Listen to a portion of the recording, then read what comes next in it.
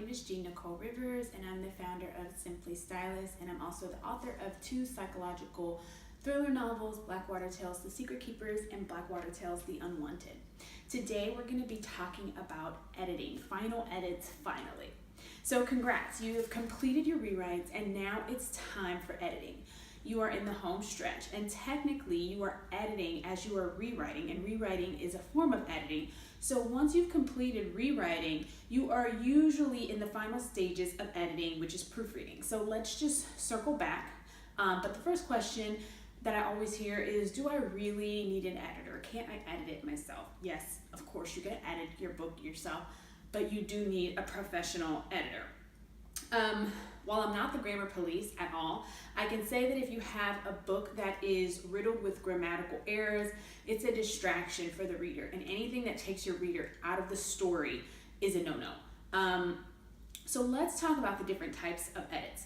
The first one is what you like to call a structural or developmental edit. This usually happens for me right after my rough draft.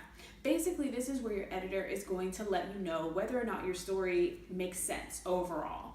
They could have suggestions about plot, development of subplot, and character development, plot holes, character flaws, all of those kind of things. They can make suggestions on better order or organization of your plot, etc. So this is really going to deal with the bones, the bare bones of your book and your story overall.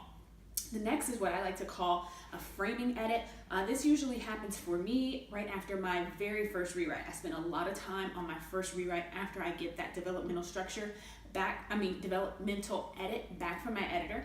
I spend a lot of time on that rewrite, and then after that rewrite, I kind of like to go through what I call the framing edit. And this is usually where the editor will help me kind of raise the overall foundational quality of the manuscript. After the first rewrite, with the help of my editor, I should have plugged all of the major plot holes. It's so important to plug those major plot holes extremely early, because you don't want to get to the end and find that there's a major plot hole that's going to make you, or a major character hole, that major character flaw that is going to force you to kind of return and rewrite everything from the beginning.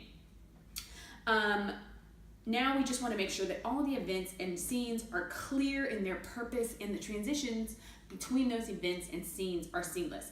Also, I can take my time and delve a little bit deeper at this time into specific scenes and characters should the story call for it. I can add more backstory, memories, etc. I can also start thinking about themes and symbols and how we can incorporate them into the plot, or how we can nurture them if we've already seen them start to emerge from the story. The third is what is called a copy edit. This edit will improve the manuscript's overall accuracy, flow, aesthetic, uniformity, etc.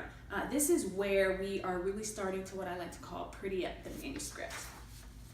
Here we go, and this is the place where you want to definitely start checking for spelling, grammar, punctuation, etc., although you'll do more of that in the proofread.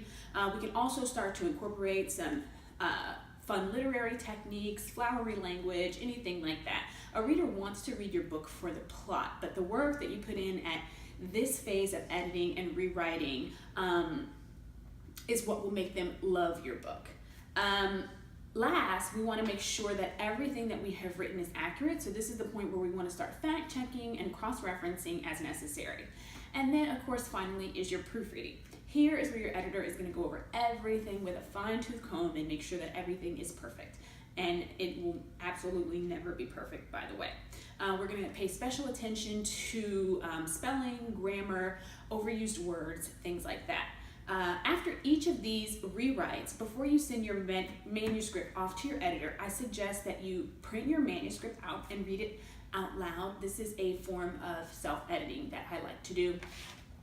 After each rewrite, before I send it to the editor, when you print it out, you are going to see more mistakes than you would see if you were reading it on screen. And then furthermore, when you read it out loud, you're going to find even more mistakes than you did when you just printed it out and read it. At that point, then you want to send it to the editor, and then you want to put your manuscript away for a couple of weeks while your editor works. Once you come back to the manuscript after your editor has sent it back, you will have a fresh set of eyes, which will help you with creativity and productivity, and to help you authentically be able to incorporate your editor's edits. So let's recap. Yes, you do need an editor outside of yourself. Second, the basic flow of edits is developmental, framing, copy, and proofreading in that order. Well, I like to go in that order. That's the order that kind of makes sense to me. Some of my favorite self-editing techniques, in addition to just reading on your computer screen, are to print your manuscript off and read it aloud in physical format, which will help you to catch more errors. So this is the last of the 10 videos that make up the core series of writing your novel videos. If you have not seen those videos, you can go back and check them out. They talk about everything from brainstorming to writing your outline to writing your rough draft to final edits. If you've missed any of those, feel free to go back and check them out. If you've enjoyed this video, please like, comment, subscribe, or share. If you're ready to start your novel today, you can head on over to simplystylus.com and start your free trial. Also, if you want to stay in the Simply Writing loop, go ahead and snag your spot on our email list with the link below and immediately download your free copy of our quick guide on writing compelling book blurbs that make readers choose your book, or join our supportive community of writers in our Simply Writing Facebook group and download your checklist for creating killer book titles with the links provided below. Your story starts here.